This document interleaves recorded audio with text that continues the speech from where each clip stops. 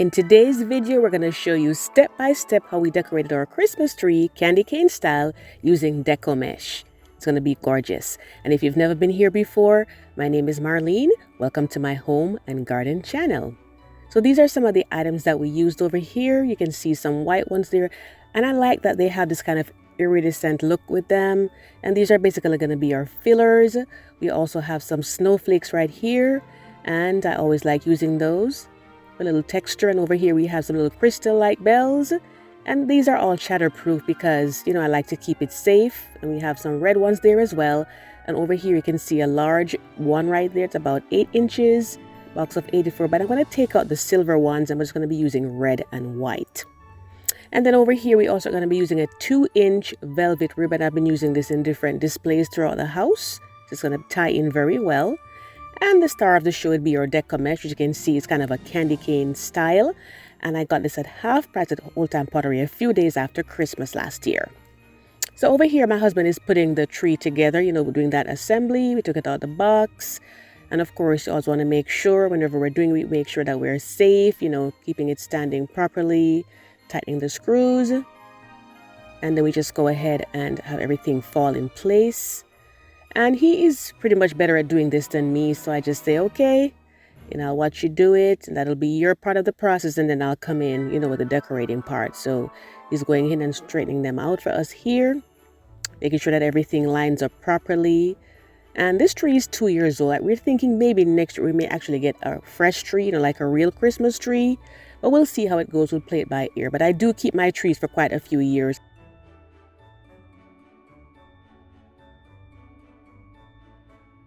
So anyway, he's going ahead and fluffing it out and just making sure that everything looks nice. And these trees, they come with, they're pre-lit. So I always love that, to have my trees pre-lit. But so we don't have a lot of lights on it. Some people like to add lights to theirs. And of course, you definitely can, if you're someone that likes a lot of that. But we're just, we're pretty okay with what is on here. We feel that it's pretty sufficient. So here he is fluffing it out and making sure that everything looks right. And this is actually a 7.5-foot tree because our ceilings are high. So this is what it looks like over here now with the lights on. As you can see, it's not a lot of lights, but again, it's sufficient for us. So on to the next thing now, which is basically start adding the Deco Mesh. And I usually wire it in on one end with some floral wire, or you can just tuck it in if it's gonna be snug and secure in there. And then you just pinch it right. That is what we typically do. And just make sure that it's, our side that we want to display. You can see it clearly at the top. And the pinching is, usually a critical step to make sure that it's, is gathered correctly. And then you just try to bring it over at an angle. And it's not a perfect science, and because that will take the fun out of it. You just want to make sure that it looks fairly neat. And you kind of line it up a little bit like what you see me doing here. And then, I go in all the way down to the bottom. At least with the one that's going to be in the middle, because I'm going to be adding 3 in total. And so at the end of it, typically what we do, like for Deco Mesh, is to just go in and have the ends turned, because sometimes they can fray out a little bit depending on the type that you're using. So I cut it off sharply and then use my Bleds cordless glue gun. And it's such a wonderful product. And I'll link it in the description box for you, because you're not tethered to the cord to have it plugged in. You just charge it up and you get going and you use it for as long as you need to, and it works very well. So I absolutely love this product. Definitely recommended. So over here now you can see how it's looking, and I'm sorry the lights, I turned them back off. I should have kept them on so you can have a little more pop of light in the center of it, but you can see how it is. I wish the camera would have done it some more justice so you can see how shiny and pretty it looks. But you get the whole idea of how I basically arrange them. So I'm going to go in now, because I'm not using a lot of pure white. I'm going to go in and make sure these are spaced out evenly on the tree. And I, for the most part, use kind of like a zigzag pattern to make sure that everything is not in one spot, that they're kind of reasonably spaced out. And that, pretty much works well for me. And these I've had, like I said, for a really long time. So sometimes, it's really good to save your ornaments over time. As long as they're in good shape, you just use and reuse depending on the theme that you're doing.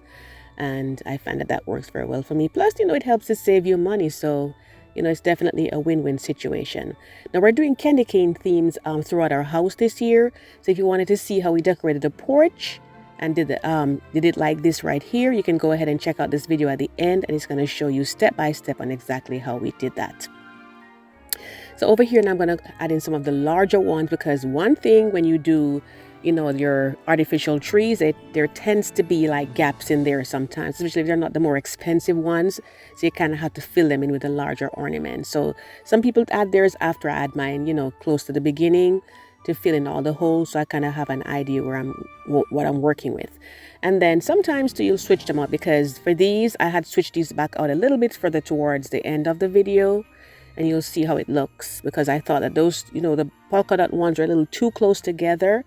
And again, guys, it's just something to have fun with, not a perfect science. You can always go in and correct as you need to make it into, you know, what you want it to be.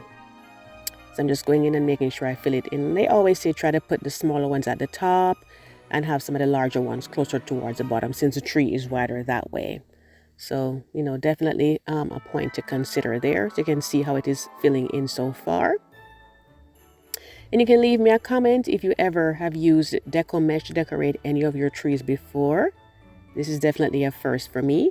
So then I'm going to go in and fill in the bells. As you can see, I did put in some of the red ones already in there. You know, just slowly filling out the space little by little. And I still wish you guys could see the sheen off of these. You know, it's just not showing so much. And then over here now we have our snowflake. And like I said, I just love snowflakes because the pattern that they have, it just adds this contrast, a little bit more interest than the standard, you know, round ornament. So I definitely like to add those in, you know, once it's working with my color scheme that I'm doing for that particular year.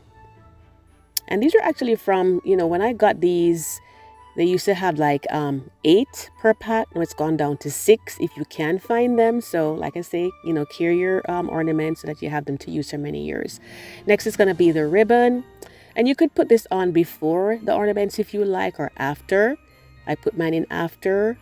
And I just make sure that I go in and I tuck it in, you know, stick it all the way in. I mean, you can wire them in if you like to, but that's just like an additional step that you'd have to do. So it's best to just, you know, tuck it in if you're trying to make it as easy as possible. And I put 2 of them there. And then I had to go in and move some of the ornaments a little bit just to make sure they weren't being covered, because you don't want to have your ribbon covering over on your ornaments. So I did shift a few of them here and there to make sure that we could actually see the full ornament, because I think that's important. And next we are going to add these on here for some vertical interest.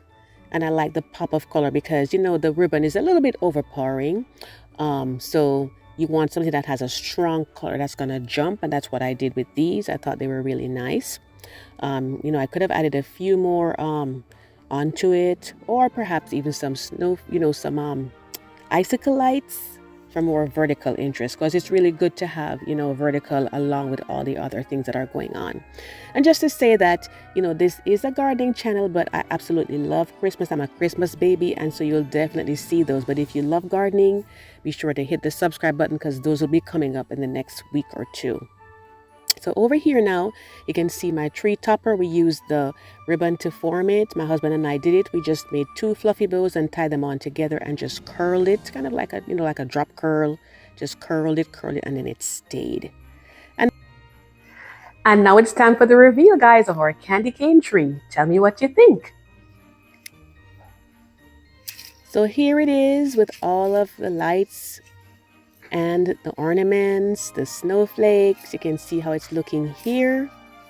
And again, it's not popping as it would if you were seeing it face to face, but you know, you can see how the tree topper is looking up on top of there. And I just love how it curls. I think it's because most times we typically use a star, but this time we decided to go with that because it matched better. And this is a nighttime view here, guys, which is my absolute favorite. I just love how this looks. And the funniest thing is that one of my sons is the one who said to me, you know, I think it looks better at nighttime. And I said, I absolutely agree with you, because you can see, you know, the sheen more, that contrast, it comes up more, and there is more depth in it because of the lights that are shining out more, you know, among the darkness that's around it. So I think it definitely pops more at night. But you can tell me which one you think, you know, which one you prefer. You prefer the daytime look or prefer the nighttime look. Of course, it works both ways, and I love how the bottom looks right there too. We didn't put any presents down there yet. You can see one to the corner right there. I'm going to keep them simple because the tree is a little bit busy. So you want to have that contrast of the tree being busy and the gifts being, fairly clean lines like that one to the side. And so this right here is another video I'm going to attach at the end for you, and it's going to show you how to wrap the columns step by step and get those pinstripes in it. So be sure to check that out if it's something you'd want to consider for your porch. And here again is a daytime look, guys. And of course, the option too is that we could, add in maybe some little toys for kids and just kind of candy cane, toys of a similar color like that they may want to play with at Christmas time or any time of the year. Just put those on there as well too. And the candy cane, of course, if you ever check out the story behind it, is is very, very strong. And remember the reason for this season, it's Happy Birthday, Jesus. We always want to, remember that as we decorate and enjoy this time with family and friends. So leave me a comment again, which one you preferred, daytime or night. And thank you so much for watching, and I do hope to see you in the next video. Take care.